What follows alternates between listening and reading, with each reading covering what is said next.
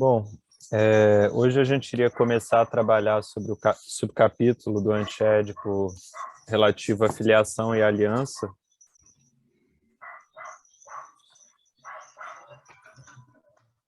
Está na página 195, né? Mas antes de passar para esse tema, eu resolvi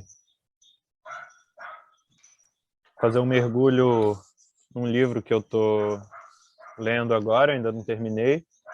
Inclusive vai ser talvez mais um sobrevoo do que um mergulho, né? Porque eu ainda não consegui elaborá-lo de modo muito profundo, de modo mais preciso, mas as coisas que já me mobilizaram nele, eu achei interessante trazer, porque é o livro A Vontade das Coisas, o Animismo e os Objetos, da Monique Davy-Menard, psicanalista francesa. E eu acho que esse livro atualiza na psicanálise a questão da relação dos objetos, né, da relação objetal. E de um modo interessante aqui para a gente pensar junto ao Deleuze e Guattari e junto ao perspectivismo indígena também. Então me chamou a atenção esse livro por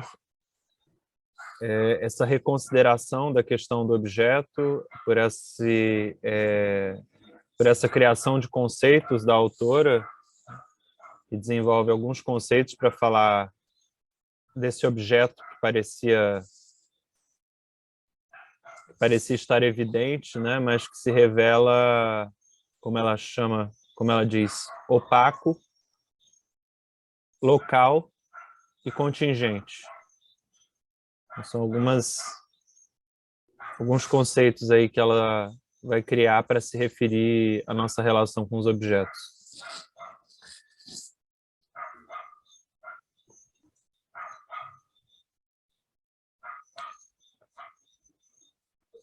Bom, a Monique Menard, ela diz o seguinte, nesse livro, né? Os objetos e as coisas possuem algo de opaco ou de misterioso.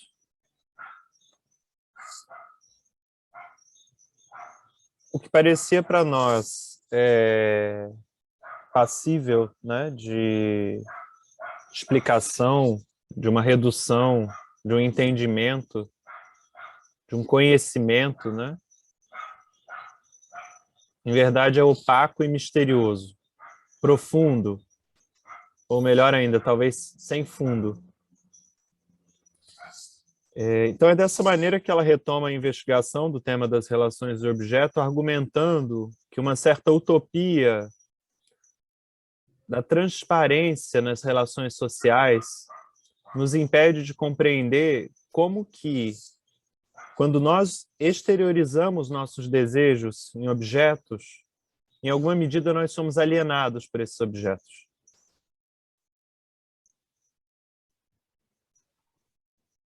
Então, há uma utopia de transparência nas relações sociais, nas relações intersubjetivas. Essa utopia da transparência tem a ver com a consciência, né? Com o que é admitido à consciência, com o que é tolerável ao princípio do prazer, como a gente vai ver. Então, a Monique Menard vai convocar o Marx, mas também o Freud, para falar do fetichismo. Isto é, do fascínio e da fixação dos investimentos pulsionais, dos investimentos de desejo, em determinados objetos. Esses objetos podem ser parte do corpo, podem ser cenas, podem ser fantasias, podem ser mercadorias, podem ser a propriedade privada, pode ser o capital. O que se percebe é que a fixação obscurece justamente o fato das relações não garantirem um fim esperado por nós. Essas relações, elas não são transparentes, elas não são totalizantes. Não há objeto totalizante para nós, assim como falo, esse objeto ideal se apresenta. As relações objetais são sempre momentos de um processo que é submetido à contingência dos acontecimentos, à contingência dos encontros. Contingência tem a ver com a imprevisibilidade, um elemento do novo. E seguindo dinâmicas que a Monique Ménard vai chamar de localizadas, que implicam uma localidade, um campo de implicação. Dinâmicas também oscilatórias de atração e repulsão na relação com o objeto, de amor e de ódio, de composição, de decomposição. Relação com o objeto é um processo. Se a gente tomá-la como um fim, de saída estamos capturados. Seja na posição de dominantes, de domínio sobre o objeto, do qual temos a posse, ou de submissão ao outro, do qual então nos tornamos o objeto.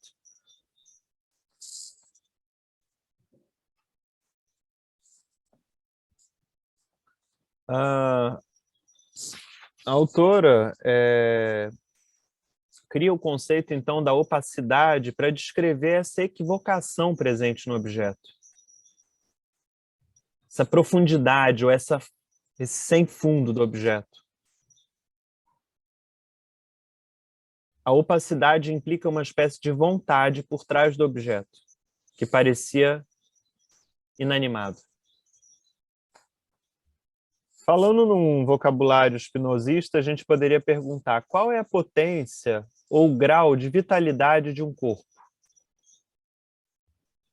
Segundo o Spinoza, um corpo se definia segundo as suas capacidades de afetar e de ser afetado.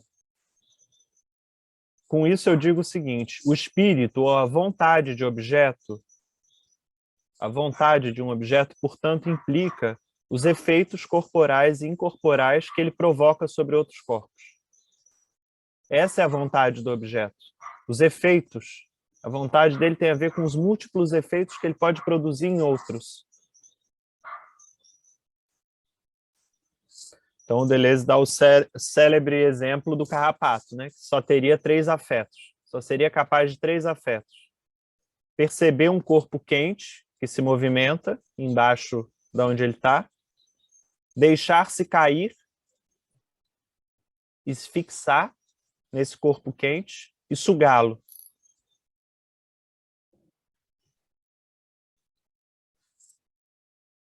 Essa é a vontade do objeto carrapato, do outro carrapato. Pode ser que o Deleuze fosse reducionista, né? Pode ser que ele não considerasse outros afetos. Mas então um corpo é definido segundo os afetos que ele é capaz, os poderes, as capacidades de afetar e ser afetado de que ele é capaz. Nesse sentido, a Davi Ménard faz intervir ali conceitos como a alienação, que é um conceito do Marx, conceito de emancipação, conceito de reconhecimento do Hegel, conceito de dessublimação repressiva do Marcuse, entre outros, para situar essa relação animista, que apesar de negarmos, a gente segue mantendo com as coisas. Então, apesar de, na mesma medida que a gente nega, a gente aumenta o desconhecimento quanto às influências que os objetos exercem sobre nós. Em uma direção análoga, o Bruno Latour escrevia que a gente jamais foi moderno, ou seja, a gente jamais objetivou completamente o objeto, a gente jamais neutralizou o objeto. Eu acho que o consumismo da nossa época mostra isso. De certo modo, negando a vida, negando a intenção aos objetos de consumo, nós nos tornamos mais capturados, mais facilmente capturáveis por eles.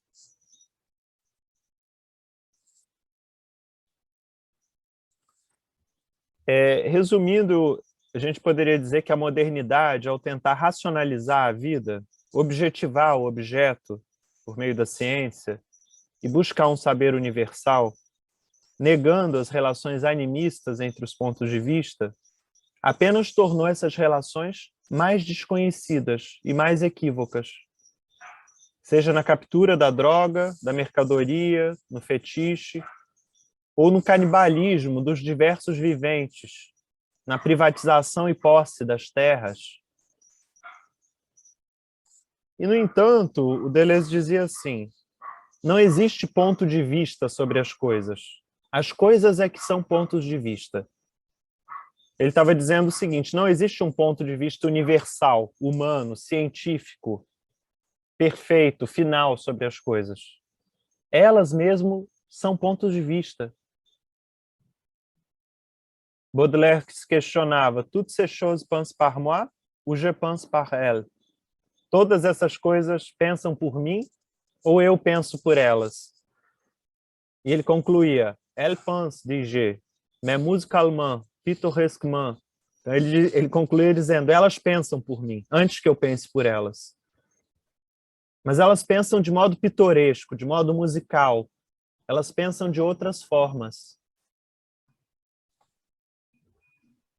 Quem sabe, seguindo nessa direção, a gente possa voltar a ver, através de uma percepção expandida e um pensamento xamânico, aflorando lentamente de dentro da bruma que a envolvia, uma vida impessoal e misteriosa dos outros.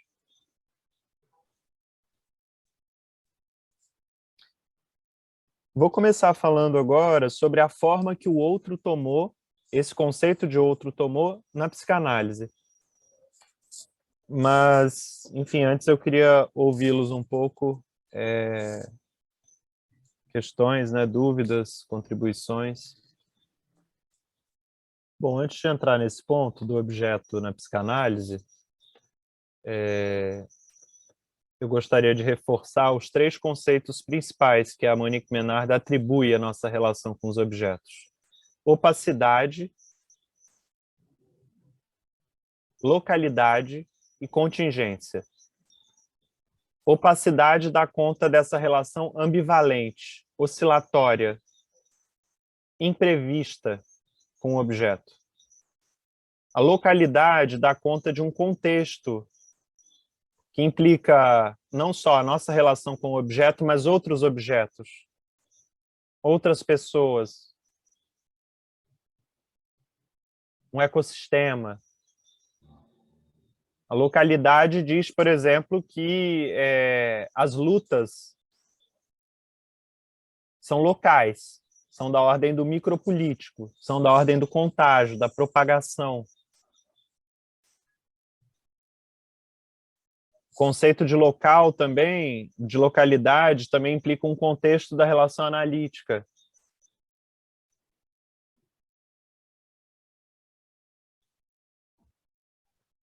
Por fim, o conceito de contingência, como eu já disse, implica a dimensão da imprevisibilidade de um processo.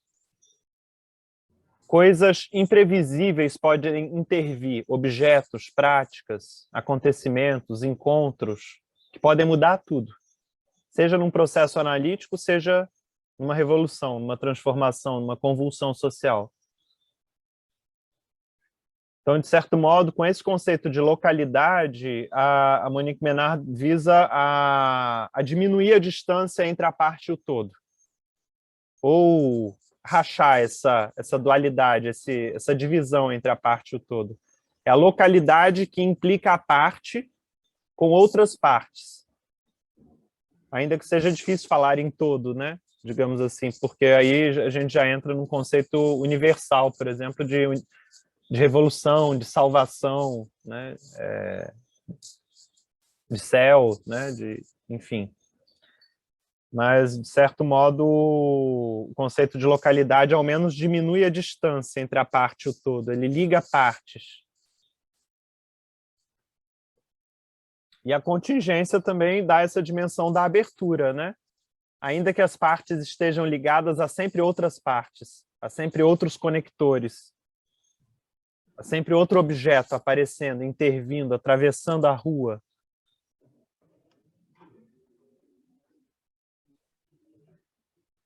Eu acho que esses conceitos que a Monique Ménard traz para atualizar a nossa relação com o objeto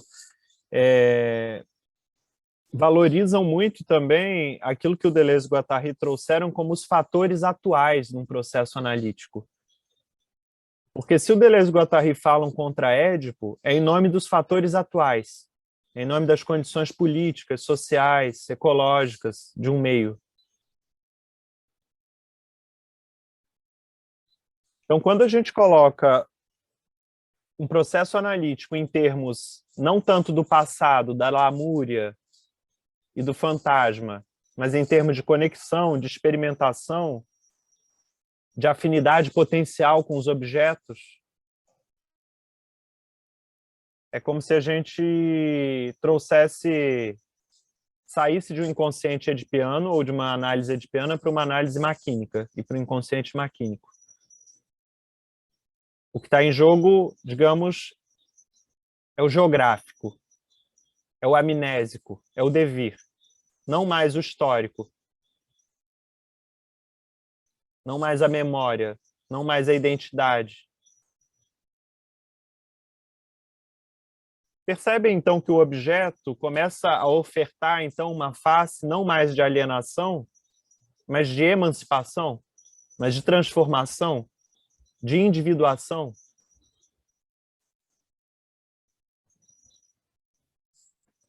Ainda está obscuro a questão do objeto, né? E no limite ele vai sempre ficar, mas eu vou tentar trabalhar o objeto na psicanálise e a gente vai tentar entender melhor o que é esse objeto, né?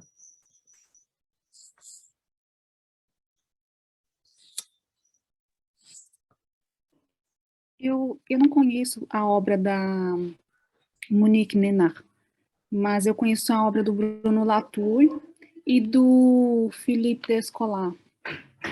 A minha dúvida, não sei se é minha dúvida, eu fico pensando se ela consegue, justamente porque eu não conheço a obra, chegar próximo a essa quebra dessa dicotomia entre natureza e cultura, dessa separação natureza e cultura.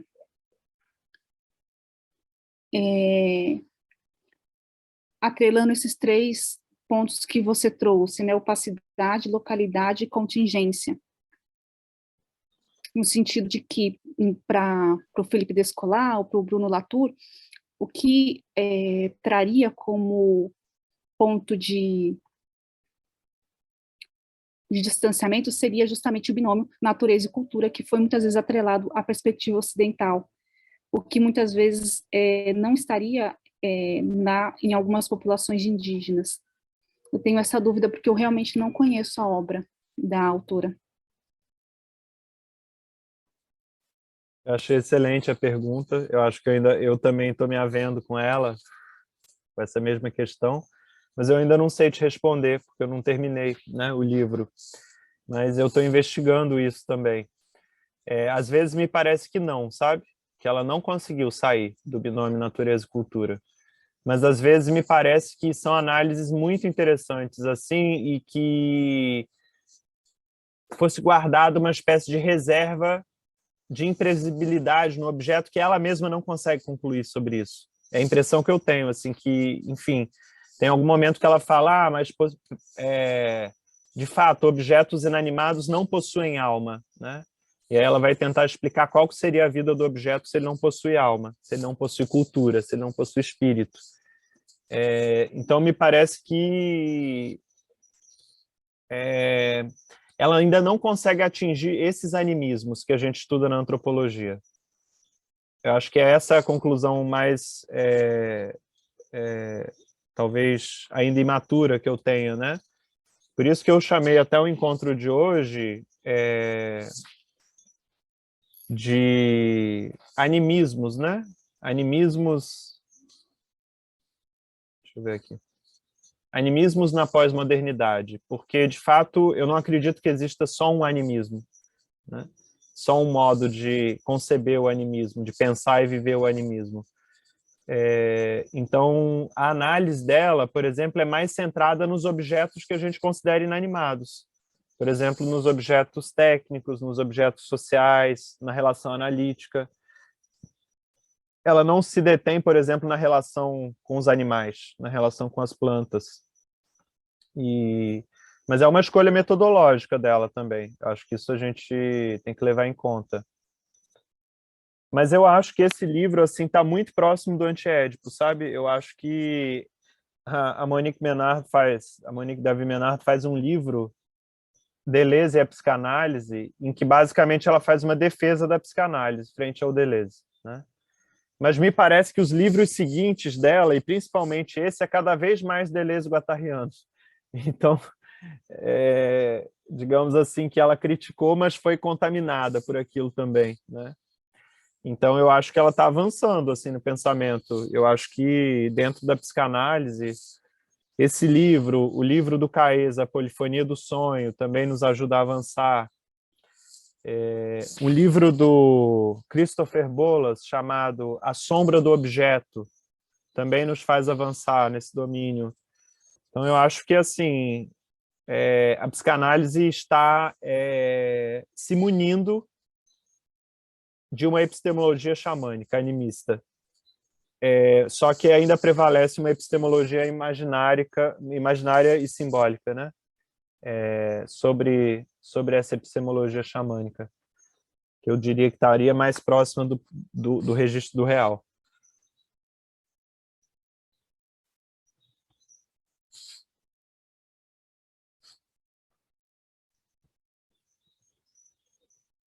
Eu acho que o psicanalista que, pelo menos que eu conheço, contemporâneo, que vai mais longe nesse domínio de uma psicanálise xamânica ou de um perspectivismo pulsional, como eu tenho chamado, é o João Pérez Schiavon, que tem o livro Pragmatismo Pulsional. Quando ele retoma com a pulsão como conceito central da psicanálise, ele está considerando que, além de haver os registros do imaginário e do simbólico, o que predomina, o mais importante, o que precisa subordinar aos outros, é o real, é a pulsão. Então, num plano impessoal, nós nos relacionamos com os outros corpos enquanto forças impessoais. Depois vem uma dimensão imaginária, surgida a partir do recalcamento. Depois vem uma dimensão simbólica, surgida a partir da partilha da linguagem, enfim, das dinâmicas de prescrição e interditos sociais. Antes disso, há uma relação real, que é opaca, segundo o vocabulário da Monique Menard, né?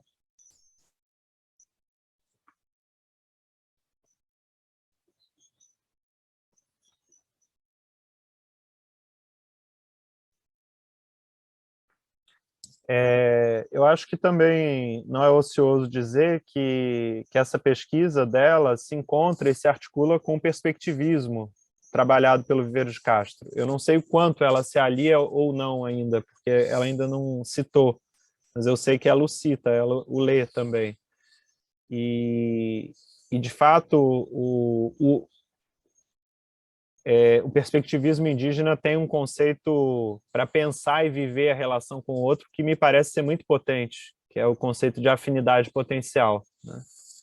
É o conceito justamente que articula e faz oscilar o amigo e o inimigo, o parente e o estrangeiro, o humano, o divino e o animal, o amor e o ódio, né? A atração e a repulsão, o roubo e o dom.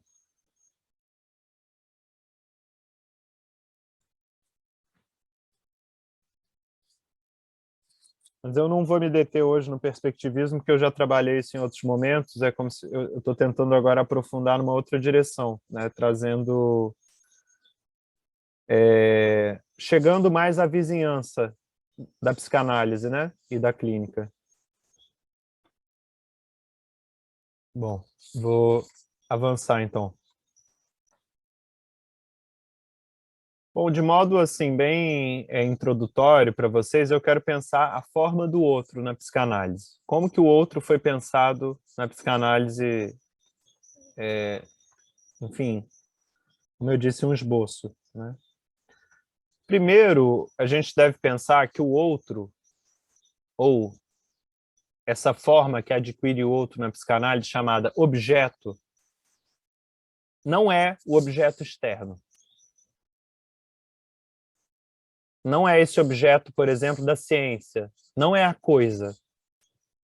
Esse conceito de objeto na psicanálise é um objeto que a gente poderia chamar de interno, a princípio.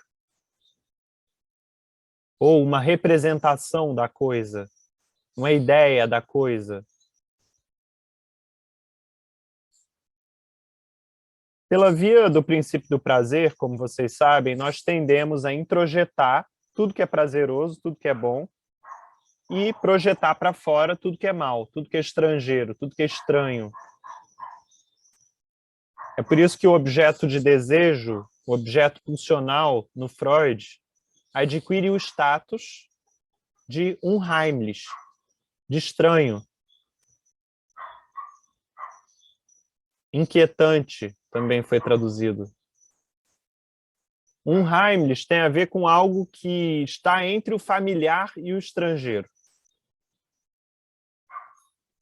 Heimlich é familiar, é conhecido. E o nega o familiar, nega o conhecido.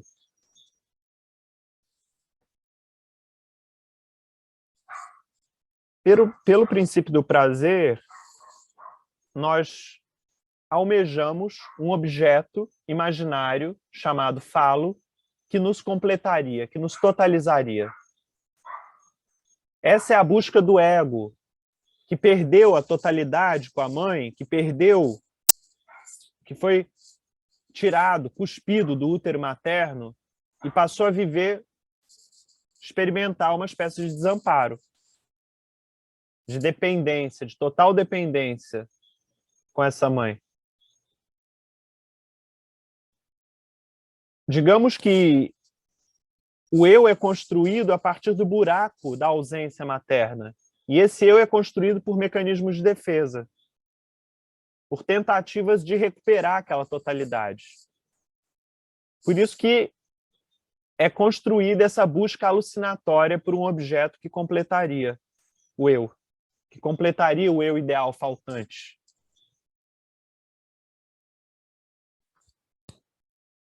Então, a nível do princípio do prazer e do imaginário, nós almejamos um objeto que vai nos levar ao êxtase, ao gozo absoluto, que vai acabar, vai finalizar uma história,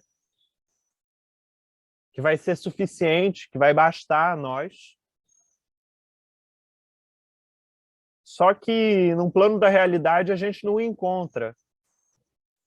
Um objeto que, a princípio, pela via da fantasia, parece que vai nos completar, parece que vai nos levar à perfeição, ele nos frustra. Há outros objetos que imediatamente nos frustram e não queremos nos identificar com eles, não queremos nos relacionar com eles. Outros que nos decepcionam. E aquilo que era interno, que nós havíamos introjetado enquanto uma relação de objeto com o eu, nós passamos então a cuspir, a projetar para fora, a expulsar. E nesse processo de separação, de perda do falo, se almejávamos ou sentimos que atingimos o céu na posse do falo, a perda do falo é a perda do céu, é a perda do paraíso. É quando nos tornamos resto, excremento, que Lacan chamou de imundo. Quando nós perdemos o outro,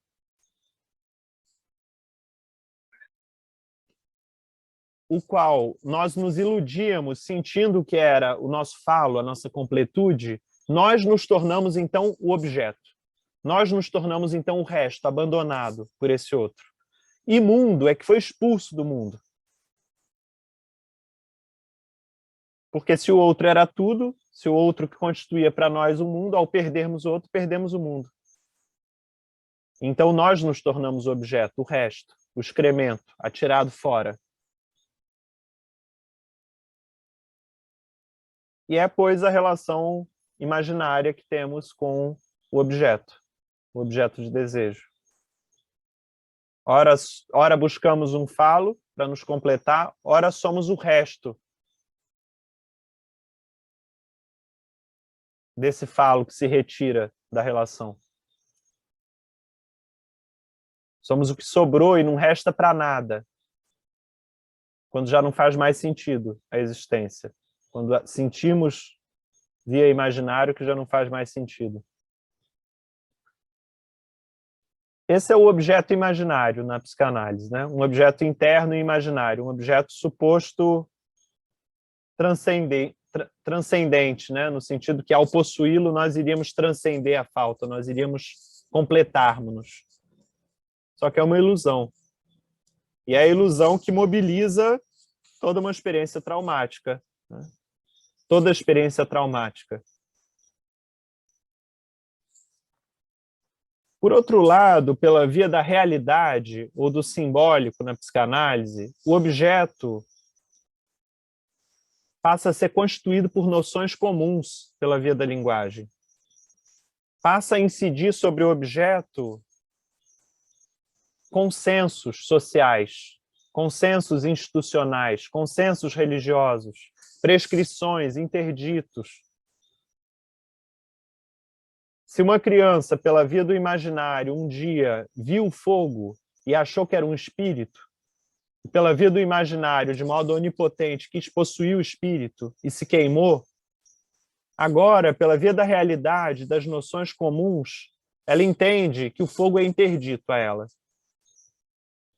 O fogo é interdito a ela, no caso, não apenas por uma moral social, mas porque o fogo a desintegraria, a queimaria, se ela tentasse possuí-lo.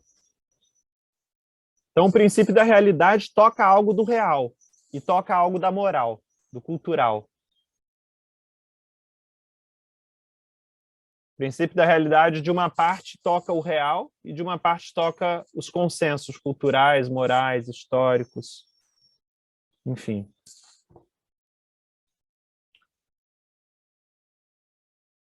Por último, há também o objeto real na psicanálise, né? Mas o objeto real, ao menos numa leitura lacaniana mais clássica, esse objeto real diz respeito sempre ao traumático, sempre àquilo que não é interiorizado, absorvido pelo princípio do prazer, e é então expulso para fora. Mas aquilo que é expulso para fora pelo princípio do prazer, uma hora há de retornar. Então, o objeto real, para o Lacan, é o que mobilizaria a compulsão à repetição e o retorno de uma experiência traumática. Ao querermos nos proteger no imaginário e no princípio do prazer, em várias alturas do tempo, temos que nos haver com uma espiral do retorno desse objeto escotomizado, o objeto traumático. Querendo se afastar do objeto traumático na direção do imaginário, recaímos nele, justamente por nos recusarmos a vê-lo. E ele ser no mesmo movimento atraído para nós. Pela nossa cegueira, pela nossa compulsão a repetir.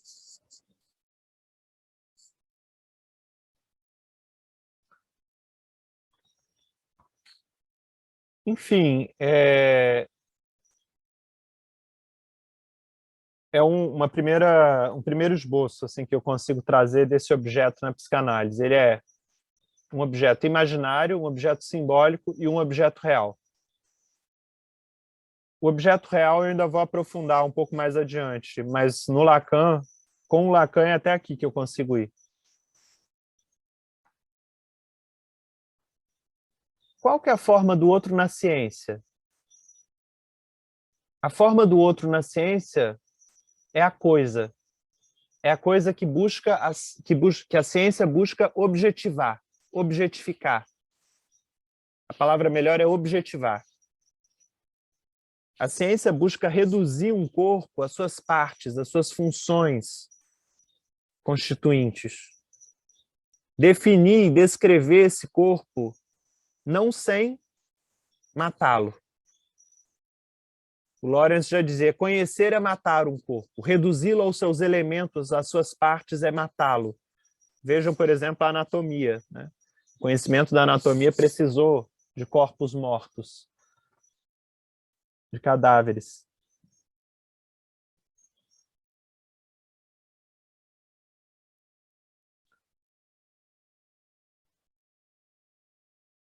De certa maneira, quando a gente vai considerar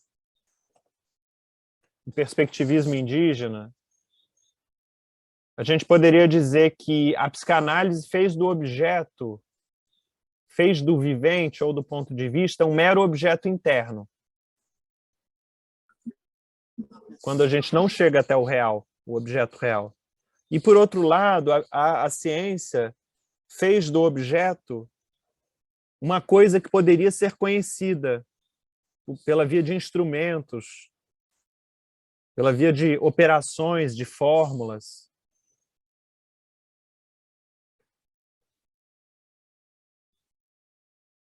Me parece que o perspectivismo indígena ele segue um caminho em que o ponto de vista não é nem meramente subjetivo e interior e nem uma coisa que pode ser objetivada.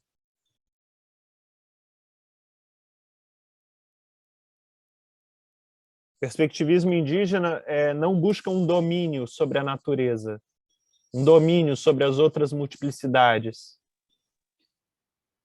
mas uma relação de afinidade potencial, de recursividade, de roubo e dom, de convivência.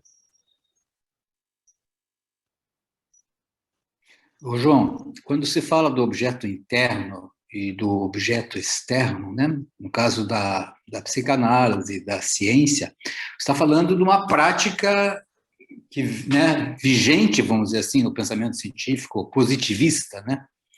E mesmo na psicanálise, partindo de Freud, Lacan, né? Porque hoje a gente, né, a partir da ciência, da física moderna e tal, depois de Einstein, já tem uma outra relatividade em relação a isso, né? Aos objetos, inclusive, né?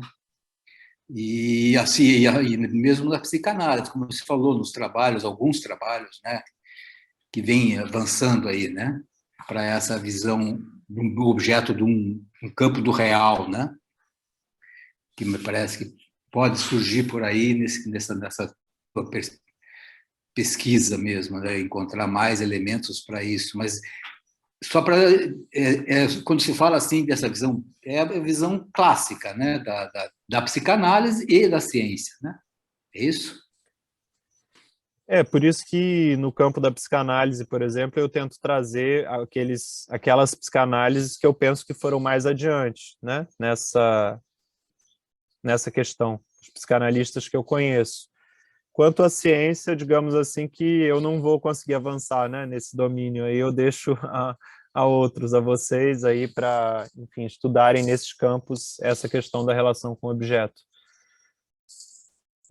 Mas, de fato, é isso que você está dizendo. Essa noção de ciência que eu estou passando é uma ciência cartesiana, newtoniana, né? Então, de fato, acho importante essa observação, esse positivismo, né? Também. E na psicanálise, não é que o objeto real não seja considerado na psicanálise. O objeto real na psicanálise chama coisa. Freud chamava das Ding, né? Só que a coisa, ao longo do processo de desenvolvimento psicossexual, da formação da identidade do sujeito, a coisa ela é introjetada. A constituição do sujeito na psicanálise implica a relação com a coisa. Só que, ao ser introjetada, essa coisa se torna fantasma. É a fantasmagoria da subjetividade. Se torna apenas representações da coisa. E não teríamos mais, então, contato com essa coisa real, apenas contato com ela pela via do objeto, imaginário ou simbólico. Quando Freud fala, por exemplo, da perda de fronteiras entre o eu e o outro no indivíduo adulto, ele fala da psicose, ele fala da experiência do traumático.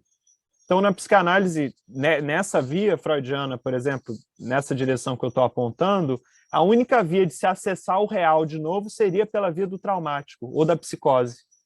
A psicose, né, é como inconsciente a céu aberto, lá no Lacan, né? E o que eu estou querendo dizer é que a relação entre forças impessoais, a relação entre pulsões reais, ela continua simultânea à relação entre objetos imaginários, ou entre sujeito e objeto, ou a relação simbólica, constituída pelas noções comuns.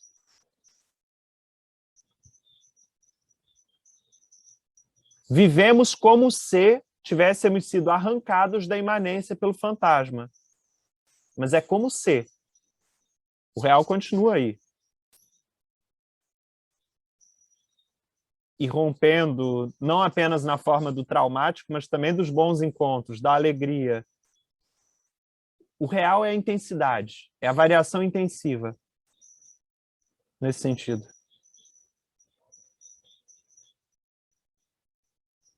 Graus de realidade, graus de potência, capacidade de sentir e agir. Isso é a força real, a pulsão, né? Mas, enfim, acho importante você relativizar, mas é porque é como se eu estivesse tentando desenhar assim, um paralelo entre essa neutralização do objeto, né, num objeto interno, subjetivo, ou essa neutralização na coisa exteriorizada, né, na coisa objetivada.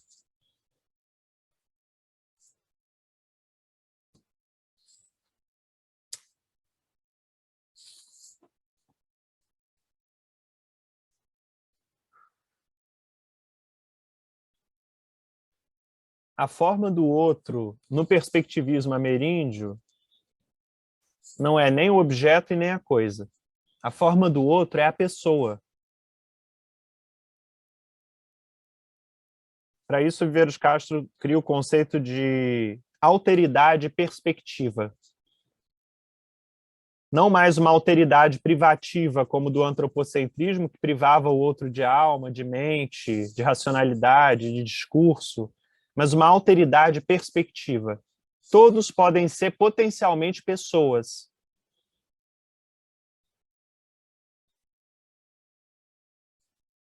Então, o outro é uma pessoa, o outro é um ponto de vista, o outro é uma intencionalidade. Há um deslocamento agora, né? O outro não é uma coisa externa que pode ser conhecida, ao limite, descoberta.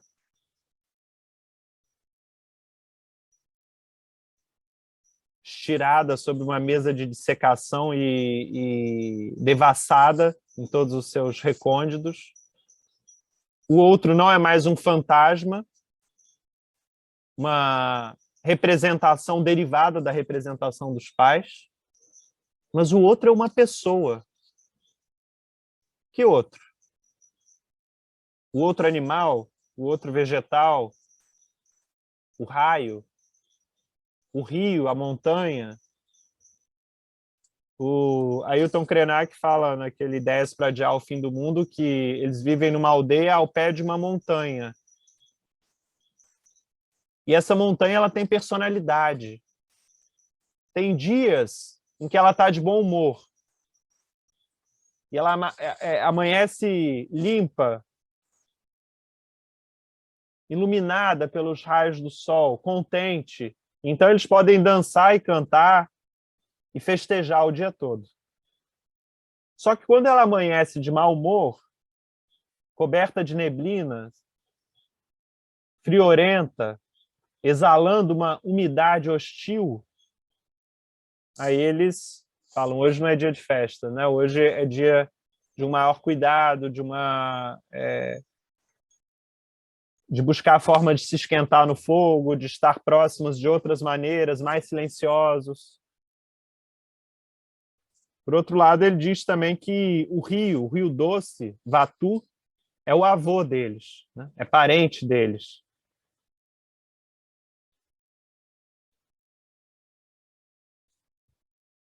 Essa relação com o outro enquanto pessoa implica uma afinidade potencial, implica uma atração e uma repulsão.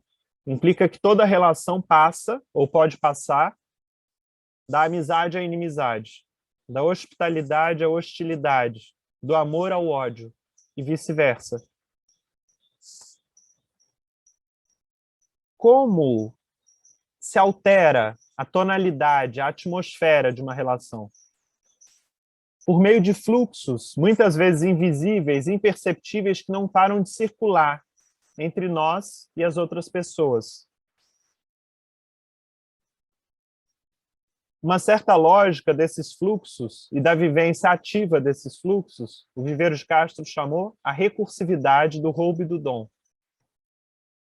Para que vivamos de acordo com a força ativa, é preciso entrar na lógica da recursividade do roubo e do dom. Porque são eles que garantem, digamos assim, uma espécie de equilíbrio, ainda que sempre instável, ainda que sempre desequilibrado, do rizoma.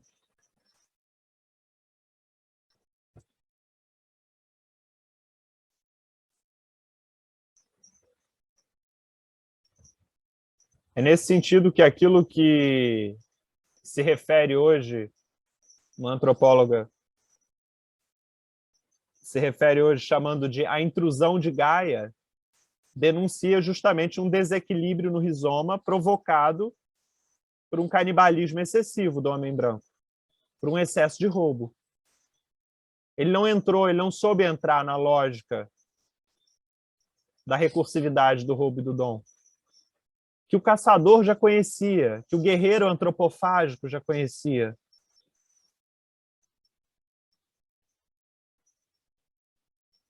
A intrusão de Gaia é uma revolta da Terra, é uma vingança.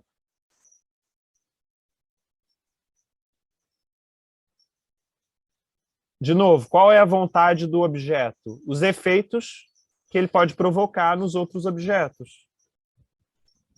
A força que ele exerce sobre os outros viventes, sobre os outros pontos de vista.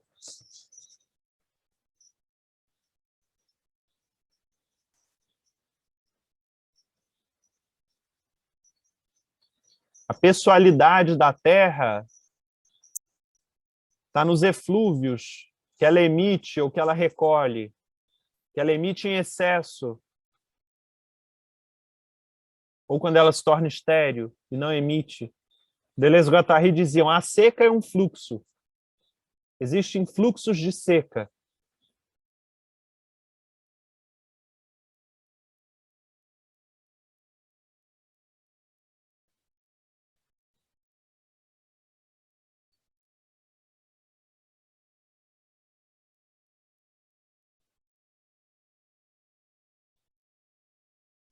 Bom, tendo dito isso, eu queria agora ouvi-los um pouco, abrir um pouco para questões, contribuições, e depois eu vou começar a dar alguns exemplos de relações com objetos, né? Para a gente poder visualizar um pouco esses conceitos operando.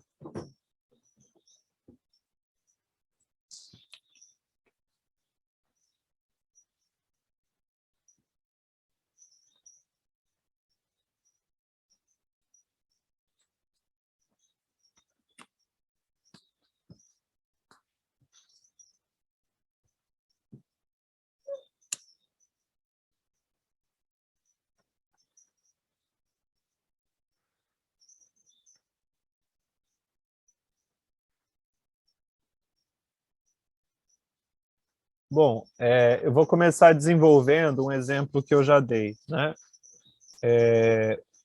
Um menino, quando criança, se fascina pelo fogo. Ele é alienado pela vontade do fogo. E é atraído pelo fogo. Então se queima. Bom, a partir daí ele sofre um ferimento que vai alertá-lo sobre o fato daquele fogo, apesar da onipotência do desejo de desejar possuí-lo, ele é perigoso. Então ele passa a repelir o fogo para fora de si. Fogo seria uma coisa que não seria possível se relacionar, a princípio, pela via do imaginário, né? Não é um objeto de desejo que se pode introjetar, não causa prazer, então eu tenho que me afastar dele. Podem até se desenvolver aí mecanismos de evitação, né? Mecanismos fóbicos. Por outro lado, pela via do imaginário, com o tempo os pais ensinam a essa criança, pela via das noções comuns, da linguagem, que há modos de se relacionar com o fogo, de manejar o fogo. Mas são modos ainda socialmente aceitos, culturalmente instituídos. Ora, o fogo pode ser contido na lareira. O fogo pode ser circunscrito ao fogão.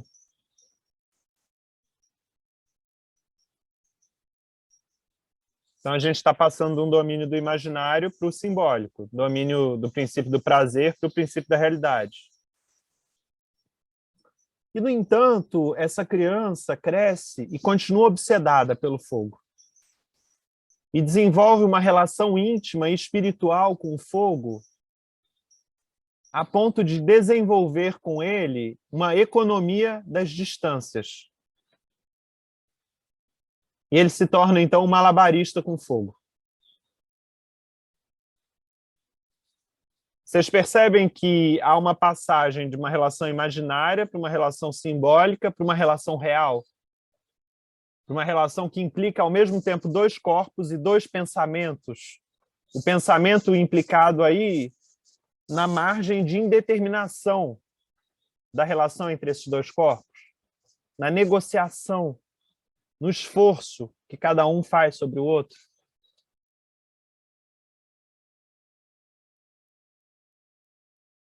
Nesse sentido, o valor do objeto é de uso, é do sentido. Qual o sentido do fogo? Ora, é o sentido daquilo que você faz dele. Você pode usá-lo para queimar um lugar, você pode usá-lo para cozinhar alguma coisa, você pode usá-lo para ferir alguém, você pode usá-lo para fazer arte.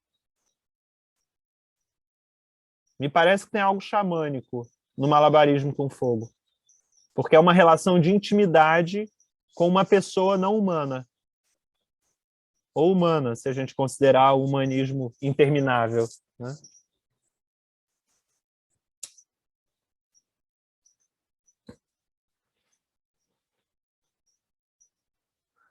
Pode-se pensar quase, então, João, uma ideia assim de um outramento desse rapaz em relação ao manejo do malabares com fogo e tudo mais. Uma relação que ele sai de si e entra junto e é o fogo, e ele é o fogo.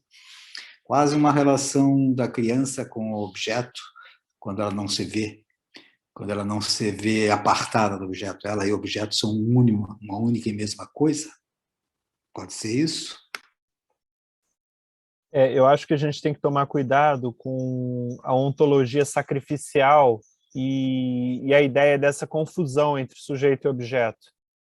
Porque mesmo quando a gente considera em termos de dois pontos de vista, não é como se eles se dissolvessem um no outro, se tornasse a mesma coisa, o malabarista e o fogo. É uma relação de economia das distâncias em que eles se mantêm diferenciados, apesar de íntimos. Então, o Deleuze e Guattari, quando falam do devir ou do outramento, eles dizem algo assim: o devir não é nem sujeito nem objeto, mas um terceiro incluído entre o sujeito e o objeto. É uma zona em que eles se tocam sem nunca se confundir. É uma zona de indeterminação, de vizinhança, de indecidibilidade. O fogo, digamos assim, que ele não dominou o fogo. O fogo ainda pode se voltar contra ele, dado que ele não é um com o fogo. O fogo continua sendo uma multiplicidade no limite entre o amigo e o inimigo, entre o íntimo e o estranho.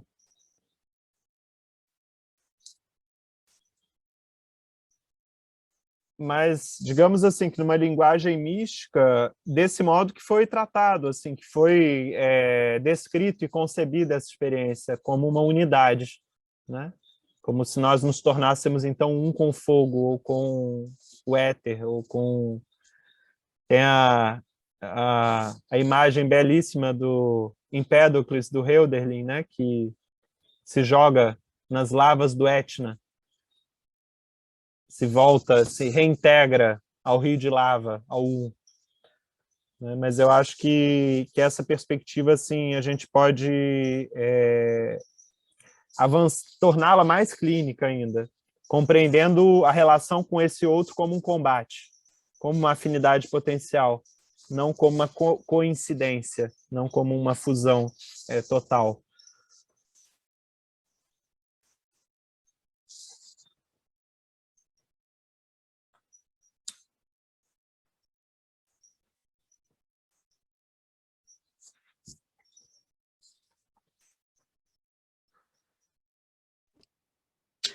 Quando você foi dando os exemplos ali, né, e de um lado, né, quase desse espectro, assim, né, de um lado esse imaginário simbólico, fantasma, de outro esse objeto morto, né, fatiado, objetificado da ciência, e aí quase que entre eles, né, a questão do perspectivismo e essa representação do corpo, né. Conforme você foi falando, o que me veio é que é muito mais fácil a gente, de fato, ir ou para o fantasma simbólico, ou para esse corpo morto, né? Para essa coisa objeto, de fato, sem... E aí, quando a gente pensa no perspectivismo dessa representação do objeto como um corpo, né? Pessoa, né? Que tem essas duas coisas, ora objetificado, ora fantasma, e vontade, e opacidade e tal, e você começa a pensar até mesmo na disponibilidade de crenças que as pessoas têm, né? No sentido de uma hora a gente explica os fenômenos pela via da ciência, seja, enfim, dentro da academia, dentro da nossa vida profissional, enfim, ou até mesmo para nós mesmos, a gente tende a, numa análise, né? A gente chega e tenta trazer essa explicação, ora a gente está na extrema representação simbólica, imaginária, ou até mesmo a propensão de ir para a espiritualidade, para qualquer outra coisa, que não tentar interpretar aquilo como corpo, como pessoa, né? E ter, de fato, essa postura perspectivista, porque ela é muito mais complexa, ela é muito mais difícil, porque ela tem esse fator que é o imprevisível, que é... E como eu lido com isso, né? E aí parece assim, não é possível, não tem muito o que falar, né? Enfim, foi o que foi passando, assim, né? Existe um excesso, uma desmedida no ponto de vista que não é capturável nem pelo imaginário, nem pelo simbólico, nem pela objetivação. E é esse excesso e essa desmedida que o perspectivismo tenta envolver numa pragmática, digamos assim, sempre incerta, mortal, né? Uhum.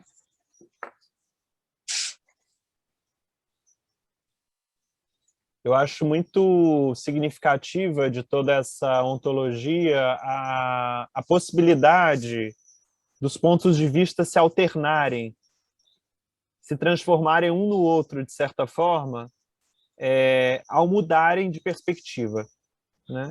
É o caso dessa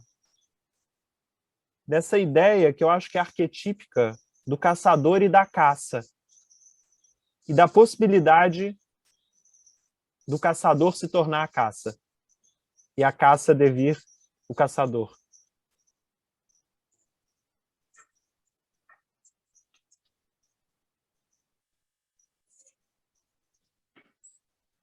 Uhum.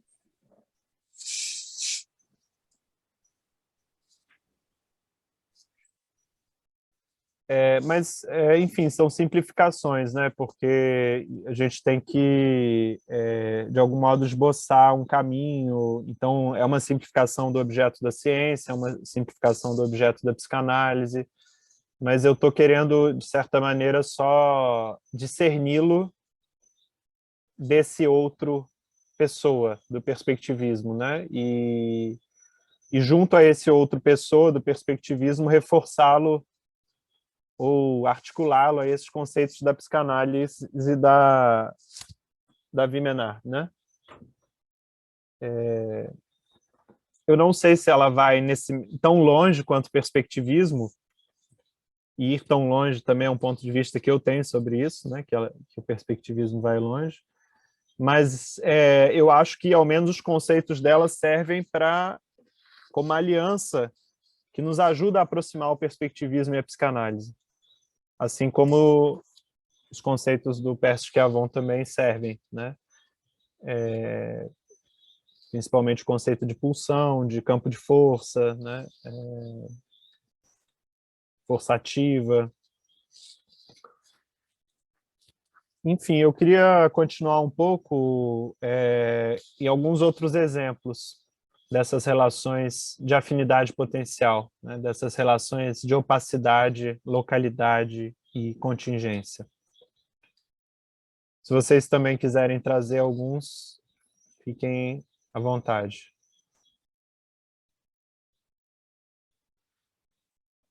A Monique Ménard também está tentando articular a clínica e a política. Então, ela também pensa alguns objetos a partir de uma dinâmica de transformação social. Ela pensa, então, por exemplo, a madeira podre no contexto dos camponeses da Renânia, né? É um exemplo do Marx. Ele fala que os camponeses da Renânia conseguem se identificar às classes dominadas quando são proibidos de catar madeira caída no chão da floresta. Então é nesse momento que eles tomam uma certa consciência de classe, através da madeira podre. Então eu vou tentar pensar também, através de um outro objeto, algo dessa ordem, da opacidade, da localidade e da contingência. Eu estou vendo uma série no Netflix que chama Como Mudar Sua Mente, que é uma série sobre psicodélicos. E o primeiro episódio é sobre o LSD. Ali é recontada um pouco a história de como o LSD foi descoberto e sintetizado a primeira vez pelo Albert Hofmann, né? Primeiro, a gente tem que levar em conta que o LSD ele provém de um fungo que dá no centeio. O centeio é um cereal, né? Era muito plantado na Europa. E o LSD provém, então, do ergot, que é esse fungo que dá no centeio. Então, teoriza-se que já houveram intoxicações por ergot ao longo da história mundial. Por exemplo, diz que na Idade Média houveram algumas ocasiões do que se chamou de dança de São Vito, que eram camponeses que estavam na colheita de centeio e ficavam intoxicados e começavam a dançar por dias e dias, sem parar. Pessoas que dançavam até a morte. Diz-se também que nos mistérios de Eleusis usava-se o ergot. Mas, enfim, são teorias, né? O caso é que no século XX, muito próximo da descoberta da bomba atômica também, o Albert Hofmann, pesquisando o ergot para usar como anticoagulante para mulheres em trabalho de parto, me parece, coagulante ou anticoagulante, não lembro agora exatamente, estudando uma certa substância, decompondo-a nos seus elementos constituintes, ele acaba se contaminando por uma substância chamada LSD-25. Então, ele, lá durante o laboratório, era uma substância muito forte, assim, com uma pequena quantidade, uma quantidade muito pequena, então,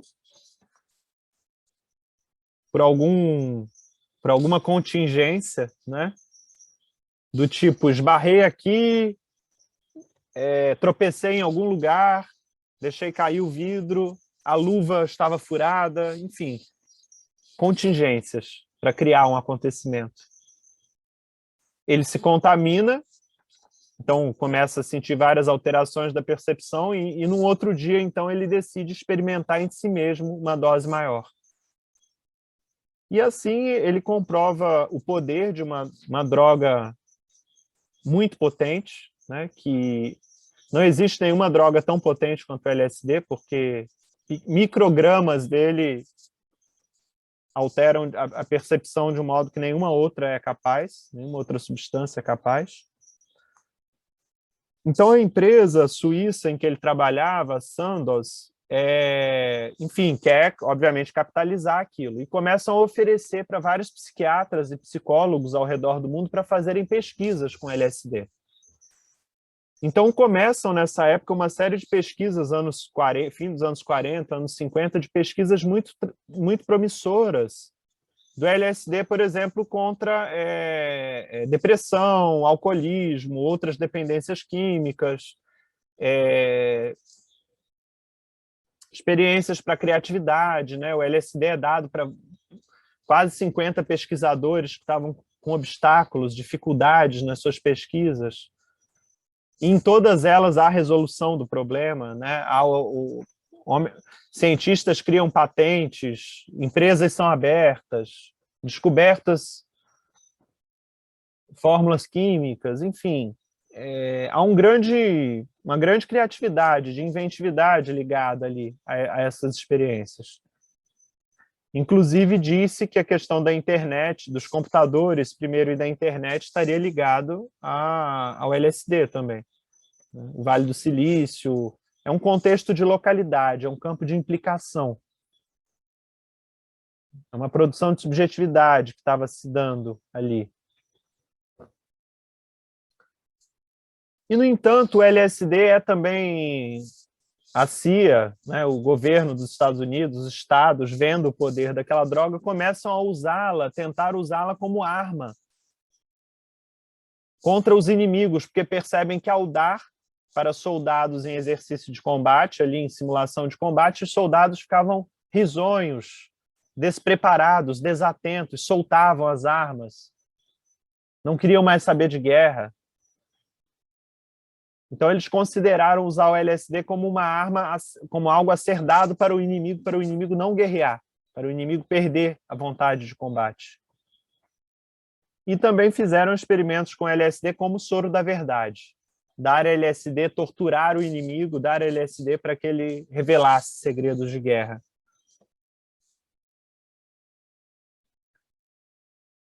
Um dos homens que nessa época começa a pesquisar o LSD nos Estados Unidos era um psicólogo de Harvard chamado Timothy Leary, que começa a pesquisar e dar para os seus alunos o LSD, e em algum momento é mandado embora de Harvard por conta dessas pesquisas, por conta do LSD estar se tornando um certo risco à segurança nacional, segundo o presidente americano.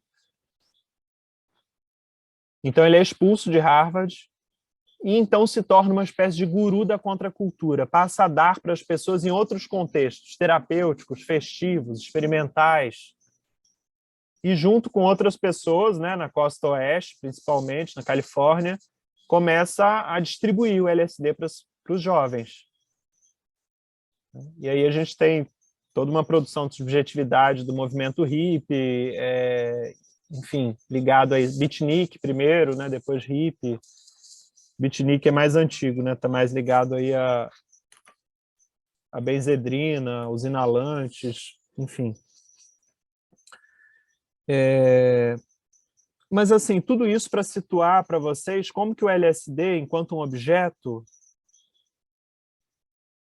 ele tem diferentes vontades, ele tem diferentes efeitos que ele produz sobre as pessoas, sobre os coletivos, sobre a sociedade, dependendo da localidade, da contingência. Lembrem lá do Hoffman, como foi intoxicado, da localidade, ou seja, o agenciamento que ele entra, dos atores sociais que entram nessa composição, e também da opacidade.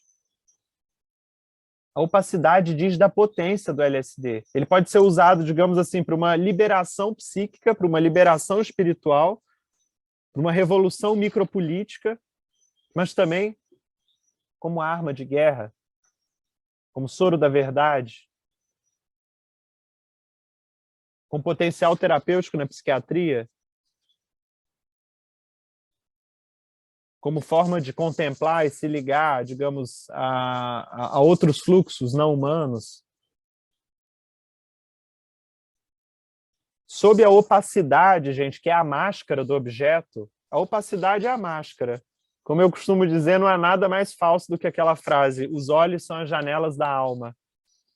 A opacidade é a máscara do objeto, porque sob a máscara, sob a opacidade, o que existe são as potências do objeto. São as capacidades de afetar e ser afetado do objeto.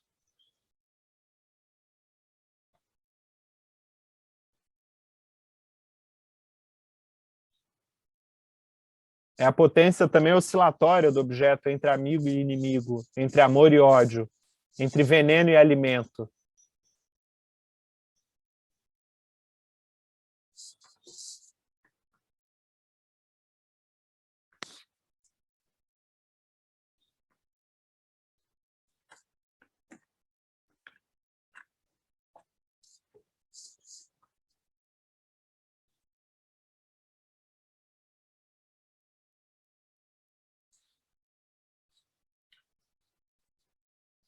Um outro exemplo, os livros. Os livros, em outra época, já foram considerados objetos de poder. Eles eram muito preciosos. Uma pessoa guardava bem os poucos livros que tinha, quando tinha algum.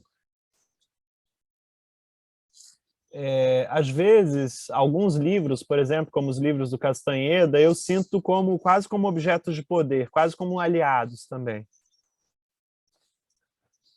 E, por outro lado, o Caetano Veloso, naquela música Reconvexo, em algum momento diz assim: eu sou o cheiro dos livros desesperados. Ou seja, existem livros que emitem um maná destrutivo. Livros que nos destroem, livros que nos deprimem, livros que nos enraivecem, livros que nos tornam culpados, envergonhados. Eu diria que um dos livros que mais tem o cheiro dos desesperados é o Apocalipse, um dos livros da Bíblia, né? Analisado pelo Lawrence, de maneira muito interessante. Ele torna o cristão raivoso, medroso e raivoso. Raivoso porque medroso. Já que ele está ameaçado do fogo dos infernos, do fogo eterno, ele precisa se tornar raivoso, impositivo, purificado, e por isso purificador dos outros. Então é um livro radical, o Apocalipse, no sentido mais conservador aí do cristianismo, né?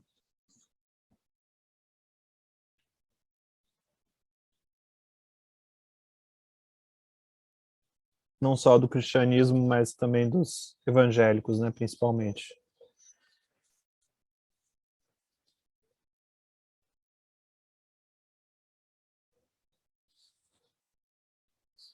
Os livros, nós estabelecemos com eles, eu acho que vocês devem ter uma experiência análoga, estabelecemos com eles relações ou de paranoia ou de esquizofrenia.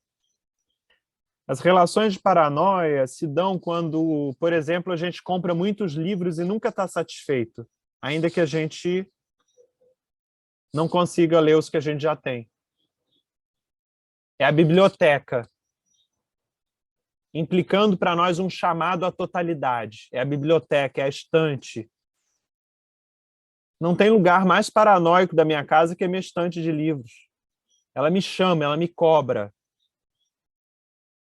Ela exige de mim que eu leia mais rápido, que eu leia com mais atenção, que eu memorize mais. Então, eu nunca leio o suficiente. E mesmo os que eu tenho nunca são o suficiente. É a relação com o falo. A biblioteca é um falo. É como se houvesse totalização possível. Essa é a relação paranoica com os livros. Quando a gente acha que a gente pode ler mais do que a gente deveria, que a gente está sempre atrasado. Quando a gente acha que os que a gente já leu, a gente deve reler, porque a gente já esqueceu o essencial que está ali. Quando a gente marca o livro inteiro, porque a gente tem que lembrar tudo. A relação esquizofrênica com os livros se dá quando eles ficam registrados na nossa memória de curto prazo, para dizer-nos um vocabulário psicanalítico. É quando eles nos possuem, quando eles nos obsedam, mas não a biblioteca inteira. São alguns, é uma multiplicidade, são alguns aliados, são alguns autores, são algumas autoras. Esquizofrenicamente, aí então eles passam a falar pela nossa boca, com algumas citações que ficam voltando na nossa cabeça, como se eles fossem espíritos que se insinuaram dentro de nós e não vão mais embora. E aí você tem que fazer alguma coisa com ele. Você tem que contra-atacar esse espírito que te possuiu. Você tem que dar sentido. Você tem que articulá-lo na escrita ou na fala.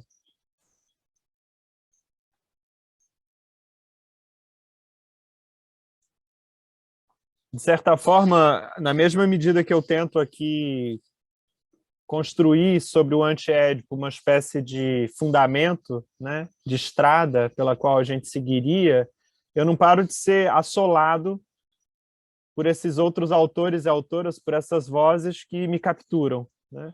E então, para não esquecê-los, ou para eles pararem de me obsedar e para eu poder cuspi-los fora, eu preciso articulá-los a nível do pensamento, da voz. E o Deleuze dizia assim que se surpreendia com um autor como Humberto Eco, né, que tem um saber universal, um saber enciclopédico, e que ele só estudava aquilo que ele estava trabalhando no momento. Então eu acho que é uma relação mais esquizofrênica, é uma relação menos pretensiosa também, menos desesperada. Só que tem também a sua crueldade, a sua parte de crueldade, né? É como se esses autores se tornassem parte dos nossos povoamentos internos, dos nossos grupos internos, e passassem a ter voz na nossa subjetividade. É por isso que existem os autores perigosos. A esquizofrenia não garante uma proteção contra os autores perigosos.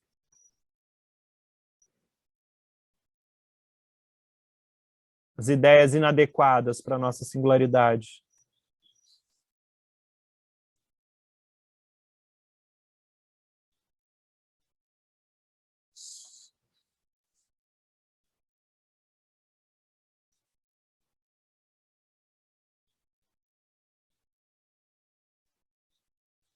A escritura, como objeto, no Derrida, também adquire esse caráter ambivalente. A escritura, no Derrida, adquire o caráter de farmacon. E o farmacon pode ser uma droga, pode ser um veneno, pode ser um filtro, pode ser um remédio. O Derrida delineia na leitura que ele faz do Platão aquilo que ele chamou a farmácia de Platão. Haveria já no Platão uma desconfiança contra o farmacon. O farmacon seria aquilo que, ao contrário da fala viva pela qual alguém responde, é aquilo que se desprende de um corpo e se desprende do sujeito que seria responsável por ela. Então, esse farmacon se torna uma espécie de fluxo, de cadeia de palavras sem pai, impessoal, e que, portanto, algo de perigoso, algo de sem limite, sem fronteira. O farmacon adquire uma vitalidade ou uma mortalidade inorgânica. Daí o cheiro dos livros desesperados. Daí as pessoas, tanta gente se suicidar com o Werther do Goethe, lendo o Werther do Goethe. Digamos que, na medida em que o Goethe mesmo não se suicida, mas dramatiza uma força que se suicida, um personagem que se suicida, diante da frustração na relação com o objeto de amor, o amor romântico, no caso, é como se ele mobilizasse todo um coletivo, toda uma série de jovens que sentiam romanticamente, que se relacionavam romanticamente com o objeto de amor e que, portanto, perdiam no romanticamente, isto é, suicidando-se, sentindo-se o resto, o excremento, o nada, imundo, que deveria ser expulso do mundo. Foi um livro mortífero para a época. Os Sofrimentos do Jovem Werther. Por outro lado, a gente tem exemplos, por exemplo, o do Turgenev, Memórias de um Caçador, o qual contribui, é um livro que contribui para o fim da servidão na Rússia. Há o livro nos Estados Unidos, A Cabana do Pai Tomás, que contribui para o fim da escravidão.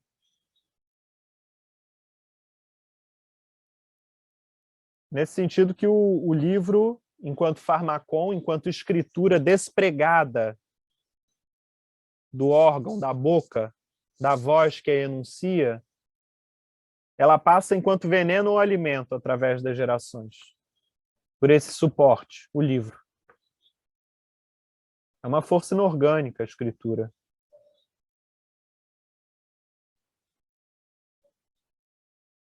A escritura nos individua, os livros nos individuam, são aliados ou inimigos. Simultaneamente, aliados e inimigos.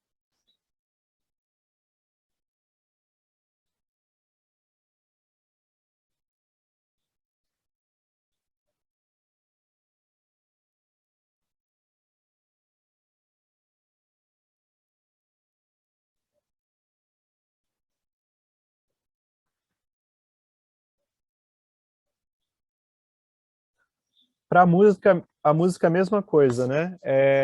A gente pode pensar que existem músicas que podem nos prender numa atmosfera depressiva, mas a música, enquanto aliado, tem um potencial transformador incrível. É como se a música convertesse o medo em coragem. É como se, através da música, a gente se apropriasse de uma energia livre produzida pelo trauma e transformasse o terror em beleza, em som, em tom. Isso é enunciado em algumas músicas, né? Por exemplo,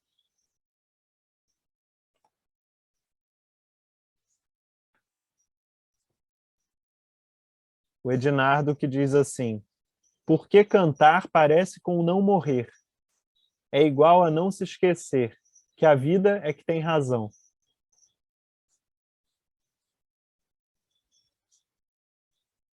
Então, cantar parece com não morrer, porque isso recorda a ele que é a vida que tem razão.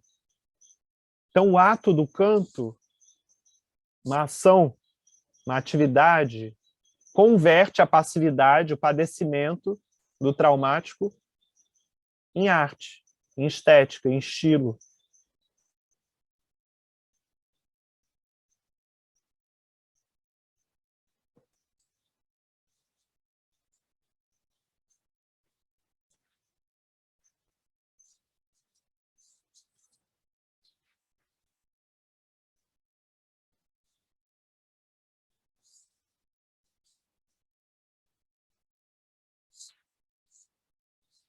Estou tentando achar uma outra aqui que eu tinha reservado.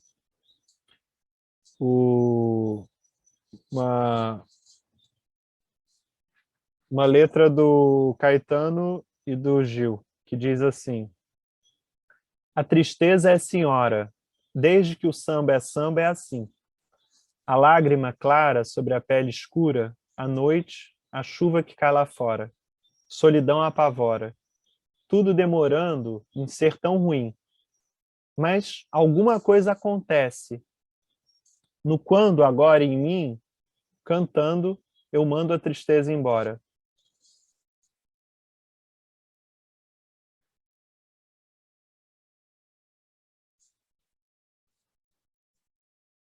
Então ele começa dizendo: a tristeza é senhora. Então ele está instaurado numa tristeza, né? Ele está instalado numa tristeza.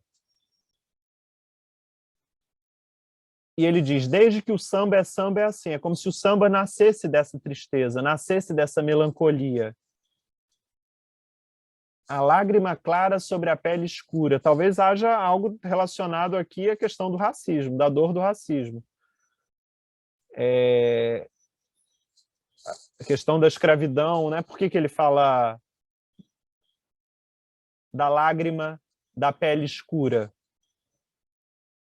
né? Acho que tem algo do sentido da dor dos negros no Brasil aí. E ele traz essa atmosfera de tristeza de outras maneiras. A noite, a chuva que cai lá fora, a solidão que apavora, e que tudo demora em ser tão ruim. Mas aí alguma coisa acontece.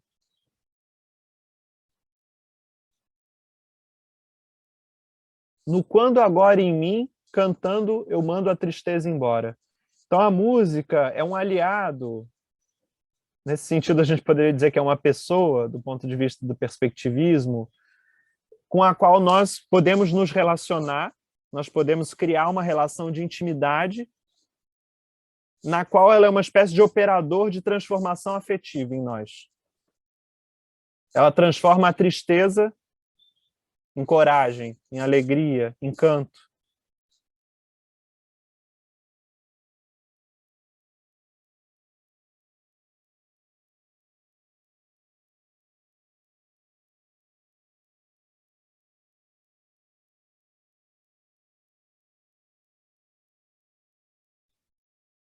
Então, quando a gente pode pensar nos mantras, mas também nas músicas de rezo, né? A música tem um poder de concentrar energia, de criar um campo energético, de operar em diversas regiões afetivas.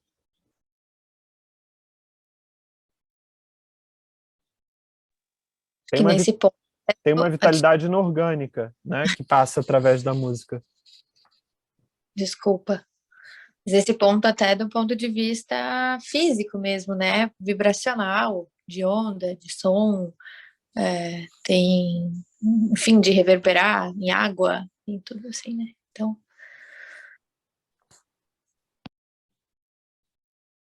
Eu acho que ela opera tanto pela significância, digamos assim, pelas palavras e pelo sentido das palavras, quanto pelo som. Por que que os cantores usam tantos sons assignificantes? Por que que eles prolongam algumas sílabas? Por que que algumas letras são escandidas? Por que que eles cantarolam? Porque tem algo no som que não é da ordem da significância. Tem algo da cura do som que não passa pela significância, mas pelo assignificante, pela frequência. Então, não é só dizer uma palavra, cantar uma palavra, é o modo como se diz. Vejam o tom do Caetano, que é um tom inconfundível, né? Vejam o tom do Belchior, são frequências que cada um atinge, né? E que nos tocam em lugares específicos, que trabalham afetos específicos em cada um de nós. Certamente em cantores como o Caetano e o Ednardo passam devires mulher por essas vozes. Eles acessam devires mulher, devires criança, às vezes. A música tem essa virtude de beirar o devir criança, o devir animal, o devir imperceptível. O Deleuze às vezes comenta sobre os pássaros do Hitchcock, né? Os pássaros do Hitchcock é um vagido, é uma frequência molecular. É uma criação tecnológica, não são pássaros de fato. Mas há um devir pássaro que atravessa.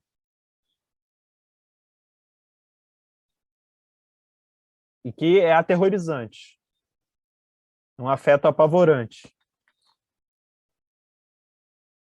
Tem um músico que eu acho que chama Messiaen, que ele também agrega, compõe na música dele diversos cantos de animais, diversas frequências que ele capta, né, com gravadores, enfim. Acho que a gente poderia falar dos mantras, dos cânticos religiosos, né, dos ícaros, das canções de poder, mas enfim, eu não vou me alongar ainda nesse objeto ainda, a música, né? Porque gostaria ainda de trazer outros exemplos.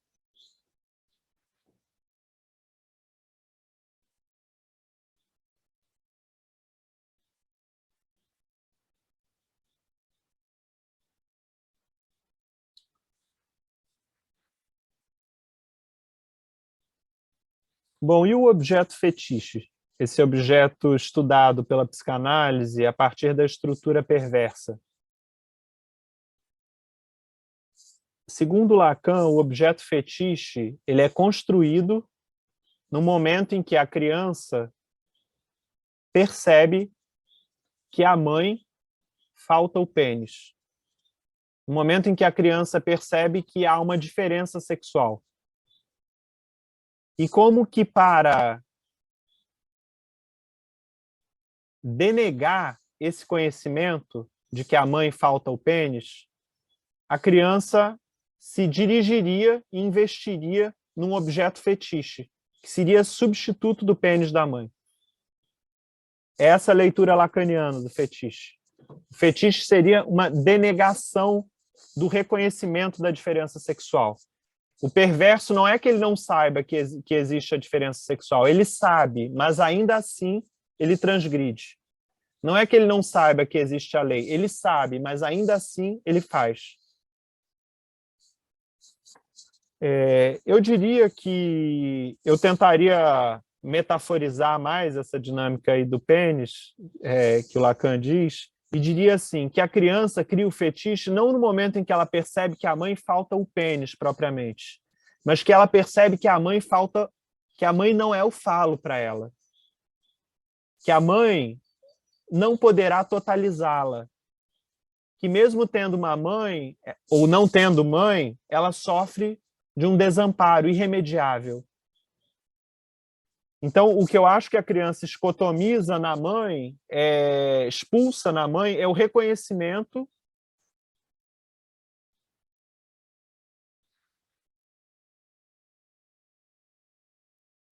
de que a mãe não vai se fundir com ela. É isso que ela expulsa, é isso que ela nega, é isso que ela denega. Ela denega a finitude, ela denega a falta, ela denega a dor, o sofrimento, ela denega o fato da frustração. Então, para não se frustrar com o fato de que a mãe não vai poder servi-la em tudo, ela cria um objeto fetiche, um objeto que a obseda, um objeto que a fascina, um objeto que rouba a alma dela. O que eu falo sobre o objeto fetiche vale também para a droga, tá? Porque é um objeto com o qual nos relacionamos obsessivamente e com o qual promete ser um fim para o nosso desejo, ser uma realização possível para o nosso desejo e final para o nosso desejo. A nível do fetiche e da droga, vivemos buscando, ansiando por um gozo total, final, absoluto.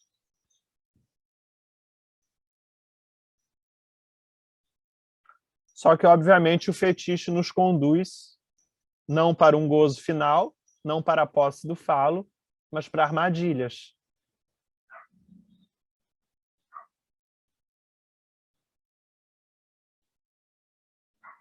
O objeto fetiche, ele nos faz perder a visibilidade de tudo mais quanto ao objeto. No objeto fetiche, a gente reduz o outro a um fragmento, a uma parte do corpo, a uma cena, a uma fantasia. E com isso a gente perde a dimensão da afinidade potencial, do inimigo que pode estar por trás do suposto amigo que te oferece o fetiche.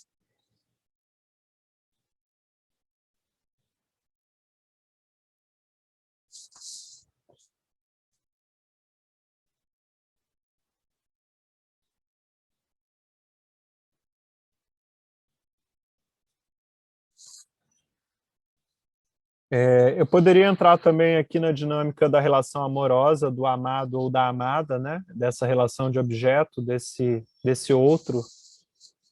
Mas, enfim, eu já trabalhei bastante isso no contexto da literatura do Lawrence e vou tentar variar um pouco hoje nos objetos, né? E vou terminar falando sobre a relação analítica. Como que o analista é também, para o analisando, um objeto ou um outro ponto de vista com o qual ele entra em interação. E aí eu vou falar de duas formas de transferência, uma imaginária e uma simbólica. Ou melhor, uma imaginária e uma real.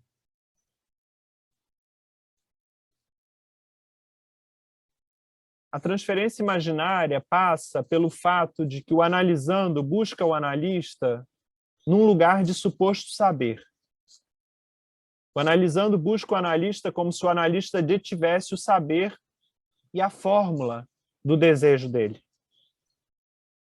Essa busca do analisando, gente, está inevitavelmente condenada a ser uma busca frustrada. O analista não vai resolver a vida dele, não vai dizer o que ele tem que fazer, não vai dar um fim para o desejo dele. Então, tem muitos analisandos, na verdade, muitas pessoas que chegam para análise, mas que, na verdade, a demanda não é por análise, mas por terapia. São as pessoas que buscam ver os seus objetivos realizados, que estão insatisfeitas, que tem alguma coisa que elas querem, ou algum conflito, e elas querem ver esse problema solucionado. Essas pessoas, elas não buscam um psicanalista, elas buscam um terapeuta, a princípio. Obviamente que uma demanda por terapia pode se tornar uma análise. Mas é difícil, porque essas pessoas, em geral, elas querem soluções definitivas para problemas que, na verdade, são sempre temporários, que estão sempre mudando. A análise, gente, ela continua existindo, por exemplo, quando supostamente os problemas acabam, quando não há mais objetivo a ser atingido. Na verdade, eu diria que é esse momento que a análise começa. Porque é quando você se avê com a angústia de uma energia livre à disposição para você.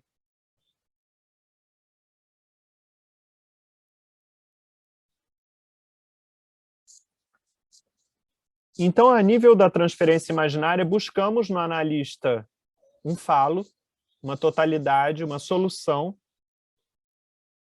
e nesse nível se dá uma transferência negativa, às vezes. Às vezes, uma transferência erótica.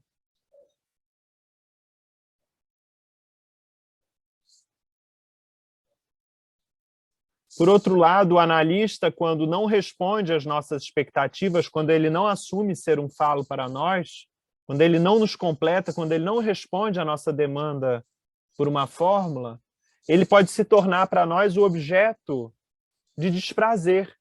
O objeto, então, que é expulso, que é recusado.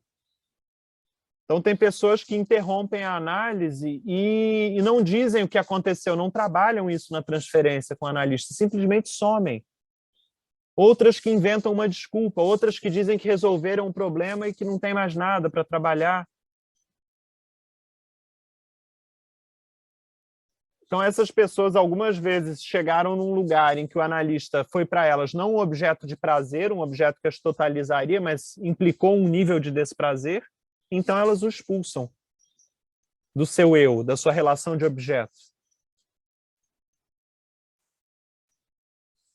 Mas o que seria uma transferência real com o analista? O Lawrence diz que a relação mais originária entre os pontos de vista é enquanto forças impessoais. Ora, existe entre o analista e o analisando uma relação entre forças impessoais. Uma relação de afinidade potencial, uma relação de agência, de agenciamento, de aliança. Nesse nível, o analista ele não vai poder ser o falo para nós. Inclusive, se a gente tomar como falo, ele pode se tornar de amigo um inimigo.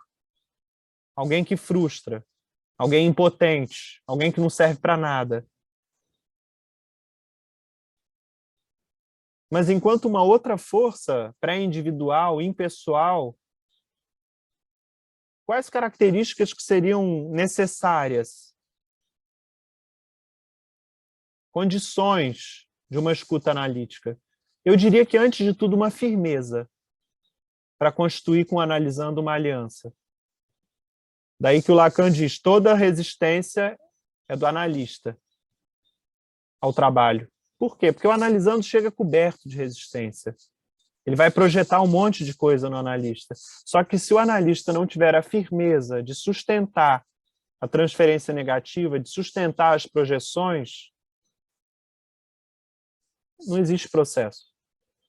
Então, toda a resistência do analista, porque a resistência dele é que importa, a resistência dele é que vai ter que ser superada. A resistência do analisando é trabalhada, não superada. Ela é um material do processo. Mas o analista tem que ter essa firmeza que implica para o analisando um acolhimento, que o analista vai estar sempre lá no horário combinado, de que ele vai suportar ouvir, seja o que for.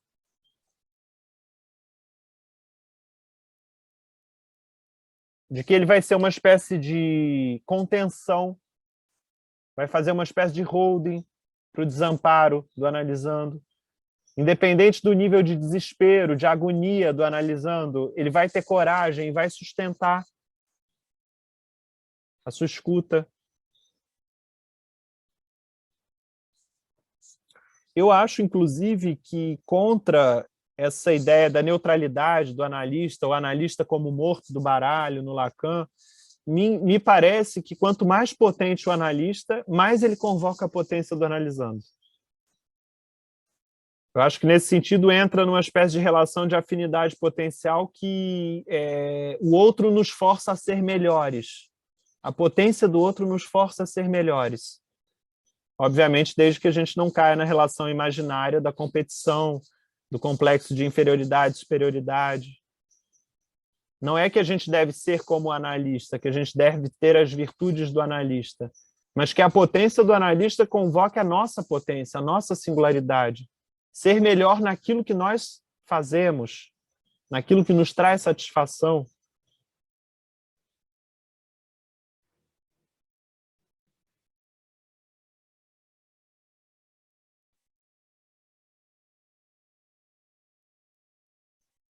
De novo, o analista pode ser o objeto que nos aliena, quando a gente espera que ele seja um falo para nós e vai nos completar, e aí então a gente é vítima, digamos ali, da nossa projeção sobre o olhar do analista, a nós. E, por outro lado, o analista, enquanto objeto, pode ser um objeto de emancipação da subjetividade, ou seja, de transformação do processo de repetição que o trauma produziu nela. O analista, ocupando outro lugar que não os objetos traumáticos dessa repetição, ele pode produzir uma transformação na relação de objeto. Essa que é a virtude da transferência, ser um meio artificial de reconstruir uma relação de objeto, mas em que o analista não aceita seu falo e não aceita seu resto. Mas que é para o outro um amigo inimigo. Um aliado ambivalente. Um farmacon.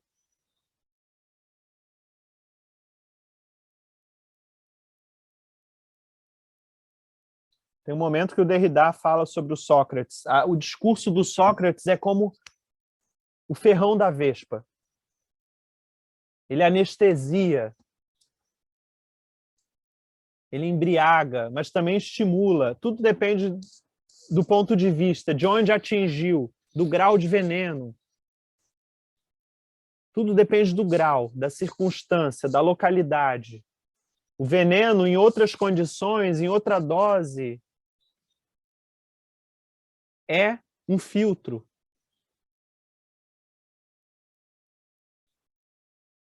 É um filtro de cura, é uma solução.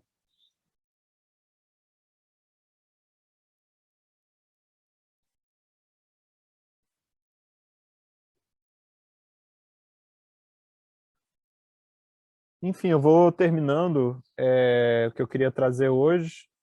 Na semana que vem, a gente vai retomar o Anti-Édipo, falando sobre filiação e aliança. E eu vou trazer um trecho do Marcel Mauss, no livro Esboço de uma Teoria Geral da Magia, para falar como que a feitiçaria se articula a séries de profissão ligadas à filiação. Como que certas séries se inscrevem sobre o corpo da Terra, ligadas, por exemplo, implicando, por exemplo, uma família que se alia ao fogo, uma família que se alia à caça, uma família que se alia ao ferro, a relação com os metais. Então, ainda falando sobre a máquina territorial primitiva do Antiédipo, a gente vai ver como que os grupos humanos, os coletivos humanos se distribuem sobre o campo liso, o campo nômade, a imanência, ao modo de séries, organizadas pela filiação e pela aliança.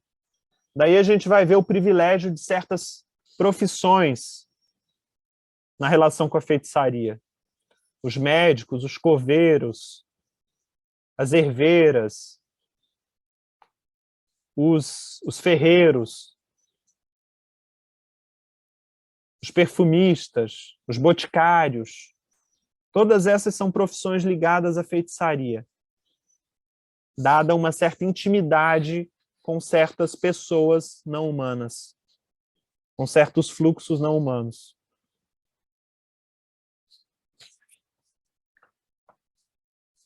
Enfim, eu vou esperar avançar mais no livro da Monique Ménard para retomar com ela, mas acho que já deu para trazer um pouco um esboço com esses três conceitos, né, de contingência, localidade e opacidade, e que eu acho que nos serviram para avançar um pouco na relação entre a psicanálise e o perspectivismo. Então foi um pouco a minha ideia assim, com a exposição de hoje.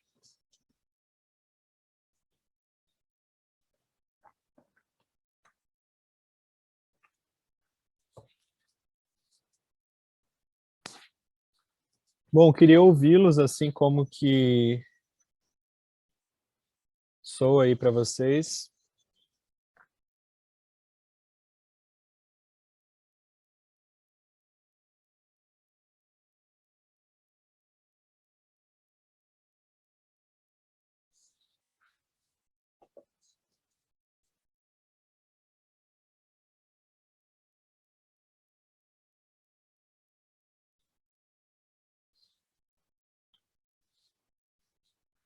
Perguntas, contribuições?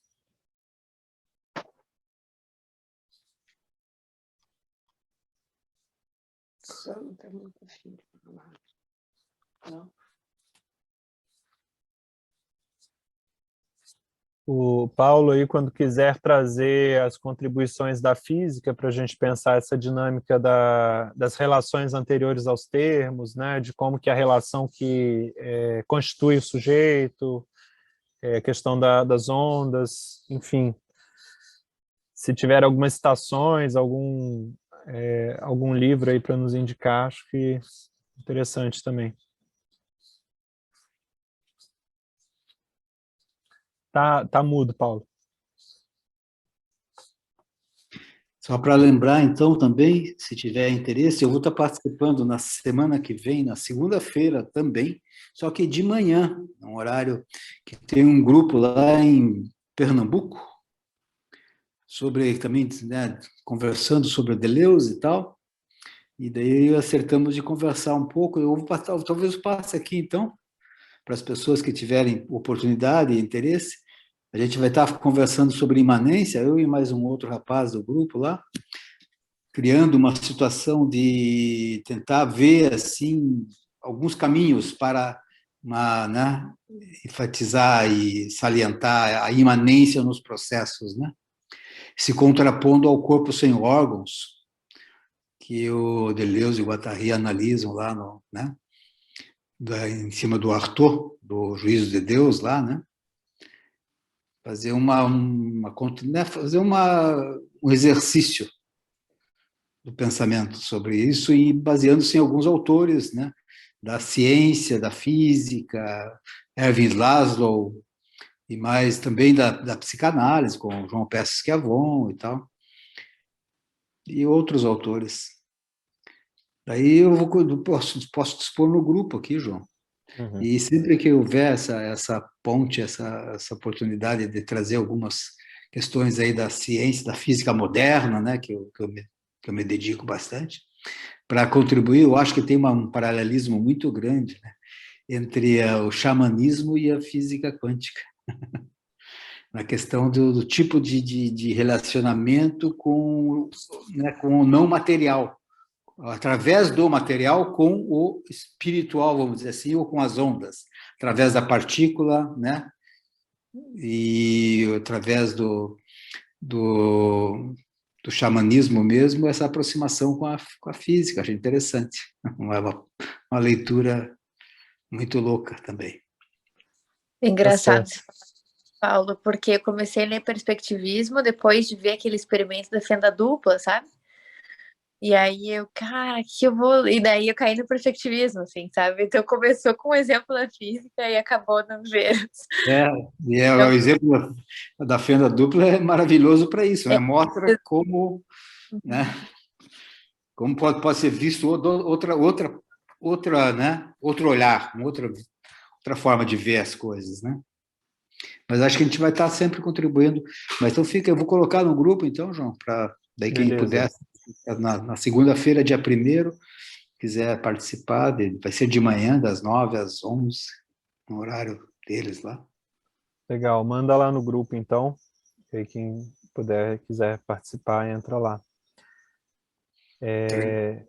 Bom, bem-vindos e bem-vindas, pessoas que participaram hoje a primeira vez, conheceram aí o grupo. Se tiverem interesse em participar semanalmente aí com a gente, só me chamar depois. Então, semana que vem a gente retoma com página 195 do Antiédipo e também com o livro do Marcel Mauss, Teoria Geral, Esboço de uma Teoria Geral da Magia. É isso, gente.